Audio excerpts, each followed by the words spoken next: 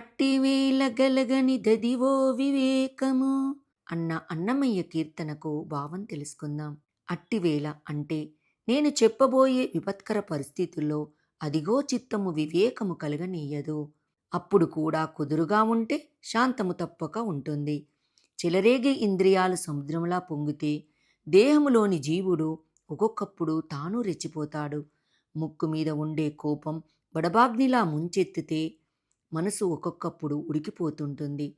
ఏమి చేయగలం? భారమైన సంసారం కొండ ఎత్తినట్లు మోస్తుంటే కలిమిలేములు ఒక్కొక్క వేళ ఆరడి పెడతాయి. మితిలేని చీకటిని మించిన దుఃఖములు ఒక్కొక్కప్పుడు కర్మబద్ధుడైన జీవుణ్ణి ఊరటలేని వానిగా చేస్తాయి. అజ్ఞాని అయిన జీవుడిని ఒక్కొక్కప్పుడు అనేకమైన కోరికలు పెనుగాలి వీచినట్టు జోరుగా ముంచేస్తాయి.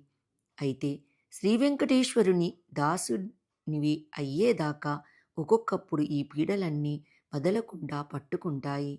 ఇక్కడ అన్నమయ్య ఈ కీర్తనలో ఇంద్రియాలు చెలరేగినప్పుడు, కోపం విజృంభించినప్పుడు, సంసారమనే కొండను మోస్తున్నప్పుడు, దుఃఖము చీకటిలా చుట్టుముట్టినప్పుడు, కోరికలు జుంజుమారుతనంతో కొట్టుకుపోయేటప్పుడు శాంతము ఎలా ఉంటుంది? శ్రీ వెంకటపతిని శరణనక తప్పదు అంటున్నారు.